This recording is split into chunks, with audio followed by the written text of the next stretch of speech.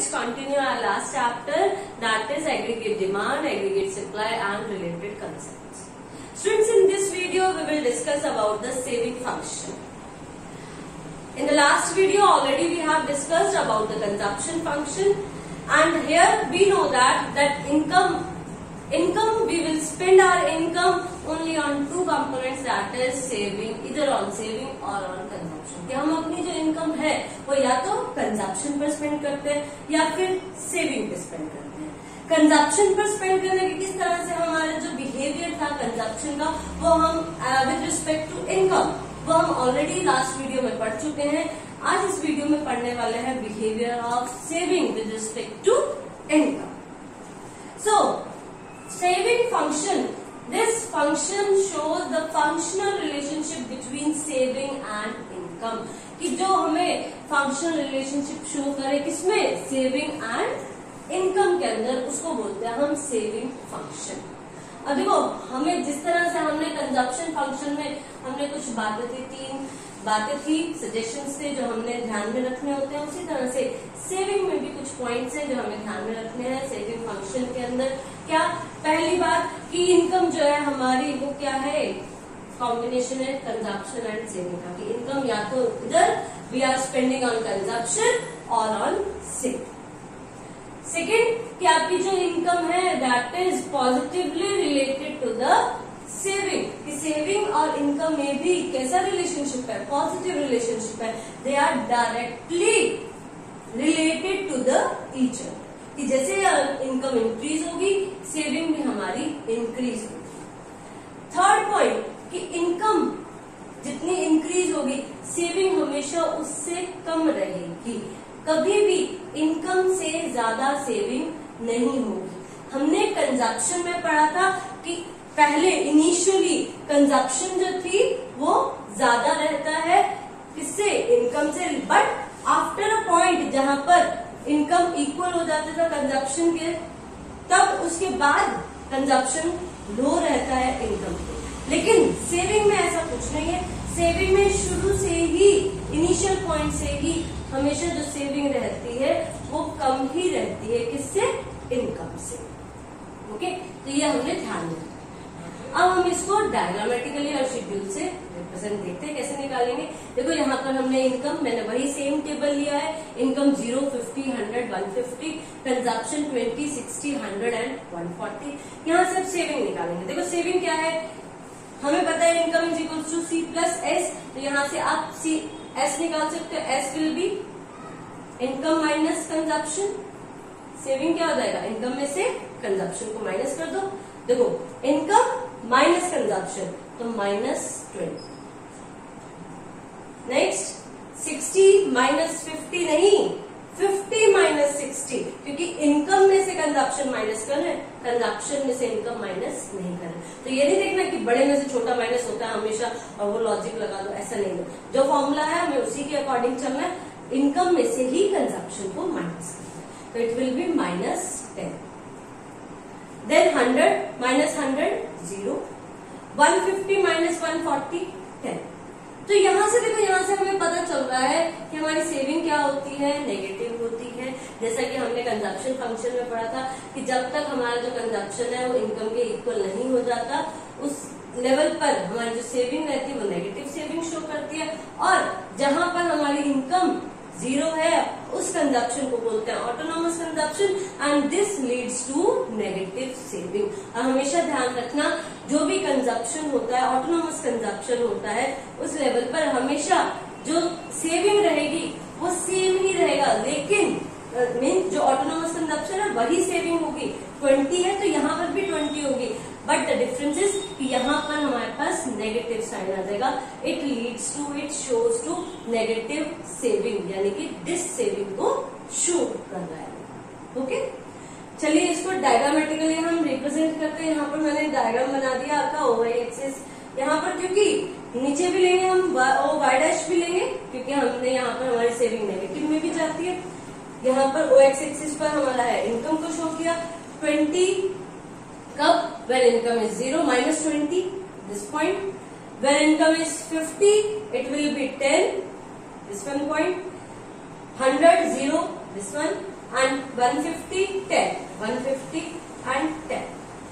So यहाँ पर हमारा जो ब्रेक इवन पॉइंट होगा वो that will be this one, कि जहां पर हमारी saving zero. This point is called break even point. Break even point. Okay, so ये था हमारा saving function. Next let's talk about the slope of S line. जैसे कि हमने वहां पर स्लोप ऑफ सी लाइन पढ़ा था, कंजप्शन लाइन पढ़ा था, वैसे ही यहाँ पर स्लोप ऑफ एस लाइन है.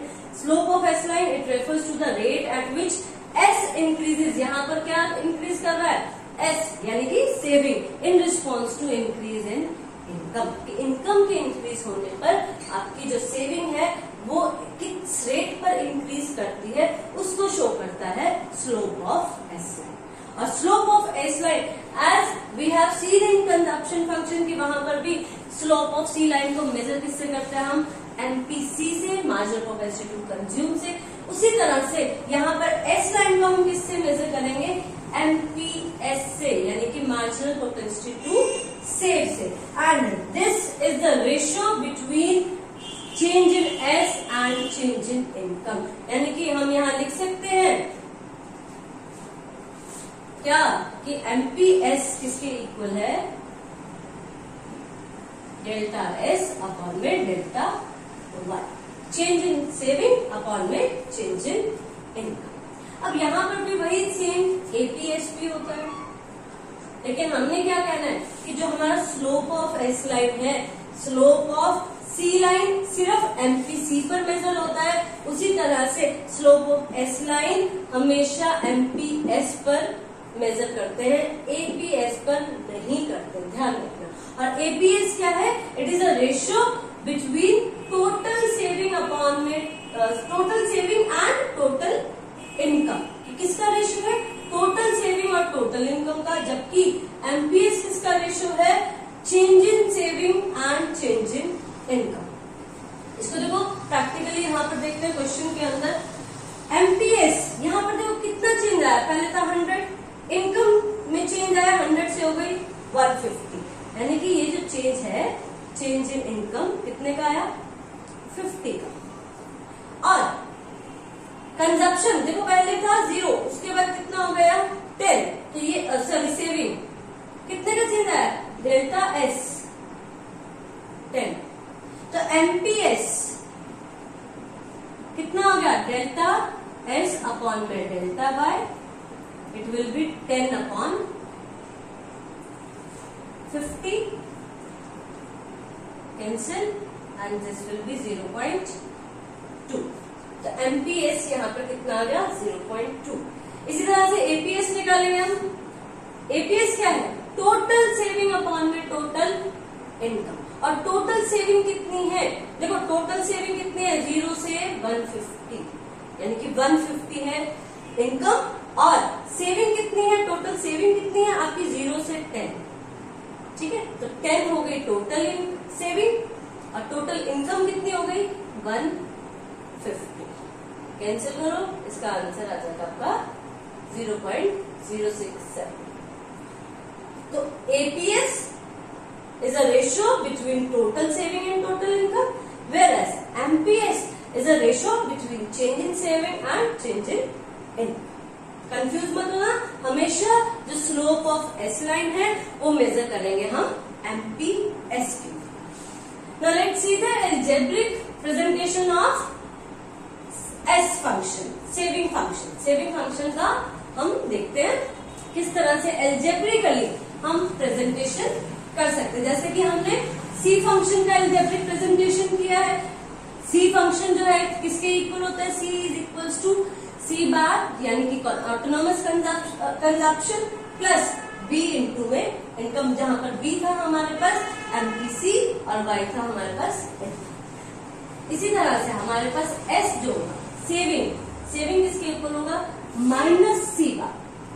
तो यहाँ माइनस क्यों लगा है? अभी हमने देखा पीछे कि ऑटोनोमस कंजप्शन जब हमने देखा था वहां पर नेगेटिव सेविंग थी, उसी वजह से यहाँ पर क्या आ गया? माइनस का sign. Plus 1 minus B into Y. ये होता है सेविंग। देखो यहाँ पे एस है सेविंग, सी बार रिप्रेजेंट कर रहा है वही ऑटोनोमस कंजप्शन को। सी बार, देखो मैं सी बार की बात कर रही हूँ, और यहाँ पर जो ये माइनस आ गया तो इसका मतलब ये क्या है, ऑटोनोमस सेविंग हो जाएगा, ठीक है, यानी कि नेगेटिव सेविंग हो जाएगी। प्लस 1 माइनस बी, देखो हमने बी तो किसको कहा था वहां पर, एमपीसी को। अब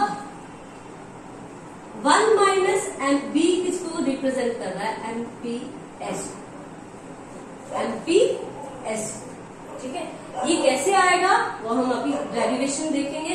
हमेशा ये ध्यान रखना कि एमपीसी प्लस एमपीएस जो होता है वो इक्वल होता है 1 के। यहीं से इसी फॉर्मूला से हमने ये निकाला कि एमपीएस क्या हो जाएगा, एमपीसी उधर चला जाएगा 1 माइनस एमपीसी, और एमपीसी को हमने क्या लिखा है, बी, तो 1 माइनस बी, ठीक है। तो 1 माइनस बी किसको रिप्रेजेंट कर रहा है हमारे पास, एमपीएस को, और वाई रिप्रेजेंट कर रहा है आपकी इनकम। ओके, तो इसी तरह से हमारे पास जो है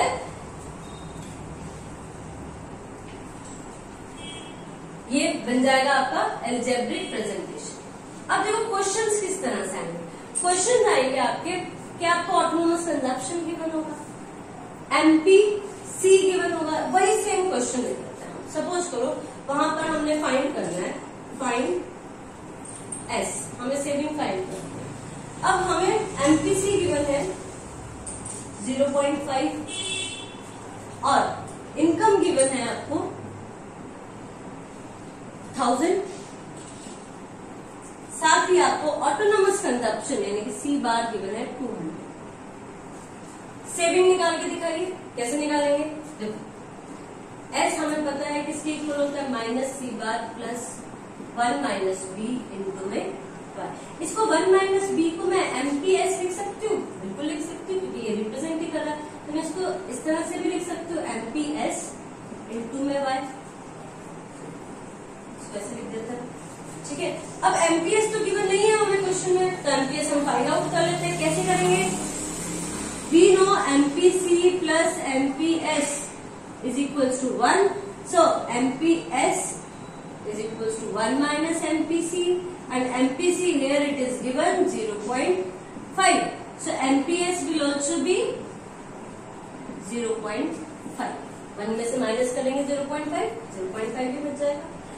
तो C बार कितना गिवन है हमें 200, तो माइनस का 200 प्लस MPS कितना है आपका 0.5, इनकम कितनी है हमारे पास 1000।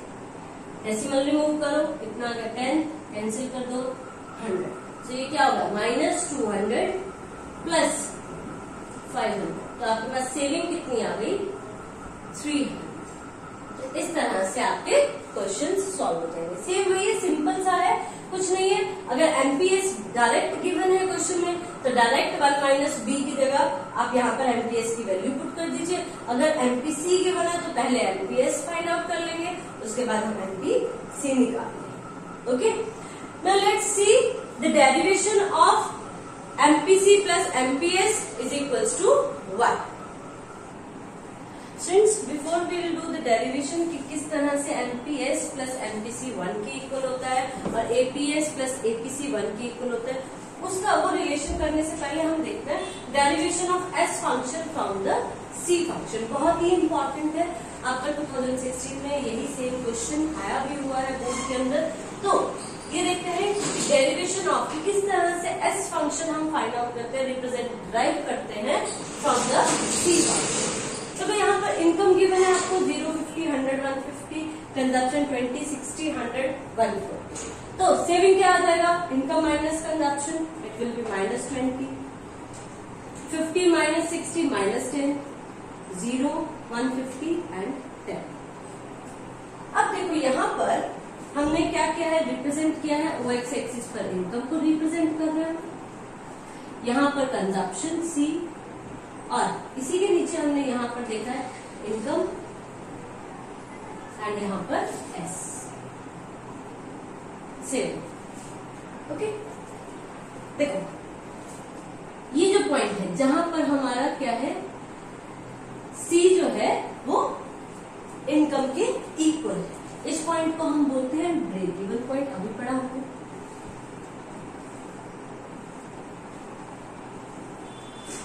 और इस पॉइंट, यही सेम पॉइंट बिल्कुल देखो पैरेलल, बिल्कुल उसी 100 के ऊपर बिल्कुल वहीं पर आएगा। आपने क्या करना है, जो ये मार्जिन लेने हैं यहाँ पर बिल्कुल सेम लेने हैं, ऐसे जैसे ऊपर लिए उसी के नीचे से। तो यहाँ पर भी इस पॉइंट को क्या बोलेंगे, ब्रेक।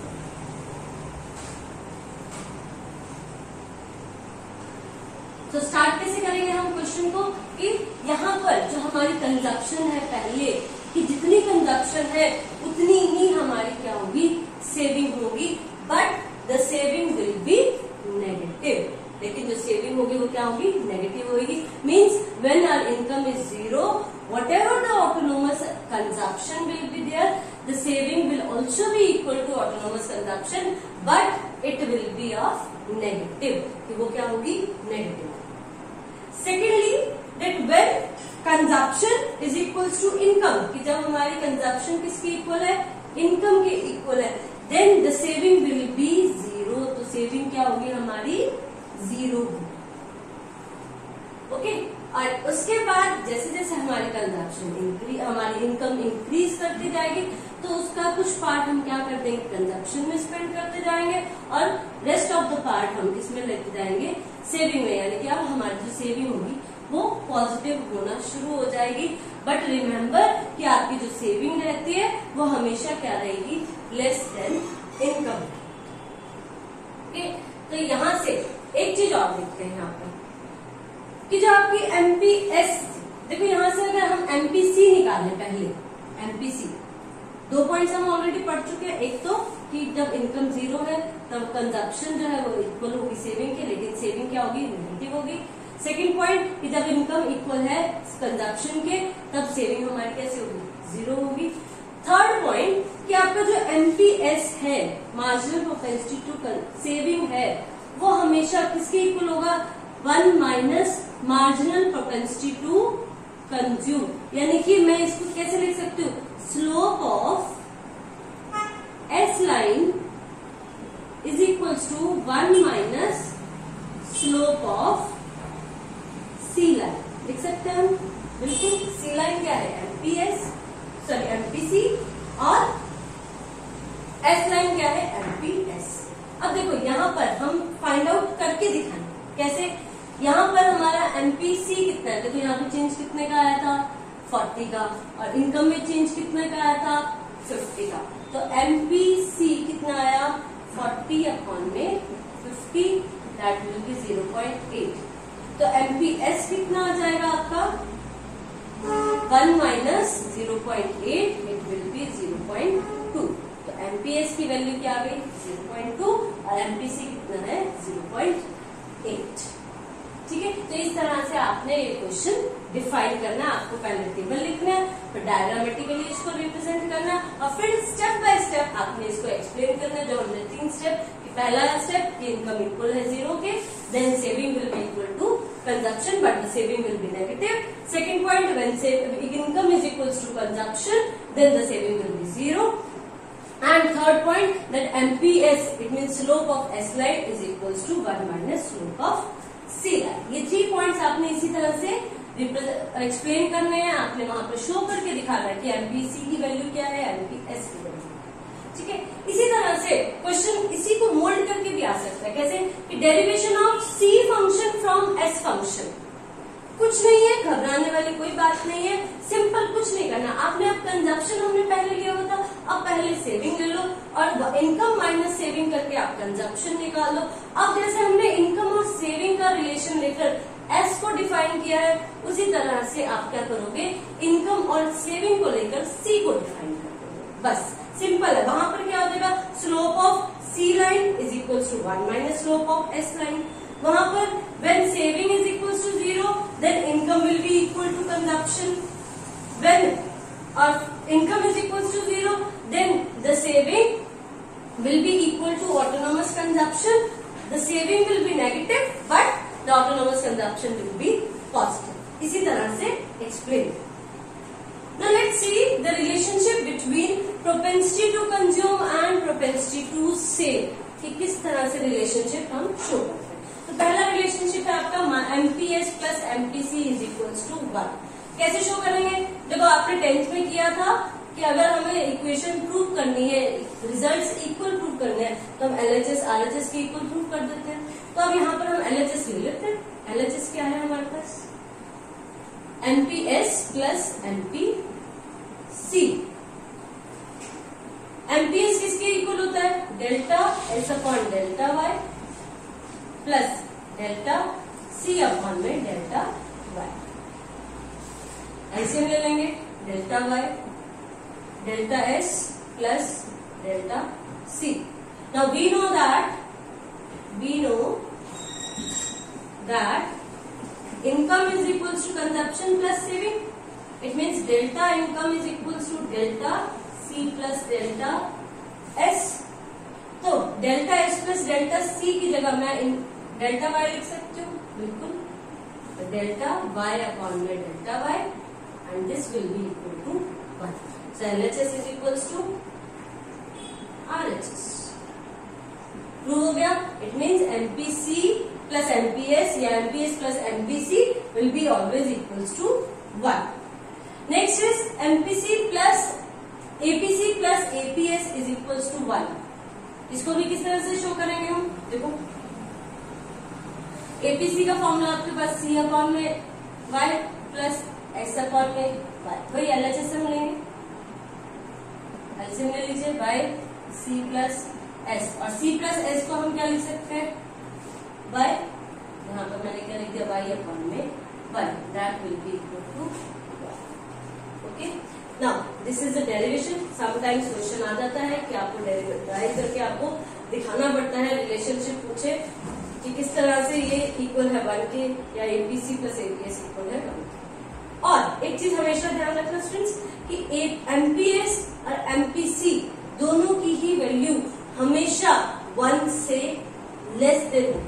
मीन्स अगर मैं MPS की बात करूं तो क्वेश्चन आ सकता है कि अगर MPS क्या है, क्या लेस देन 1 होता है? हमेशा ही लेस देन 1 होता है. और MPC भी लेस देन 1 होता है हमेशा.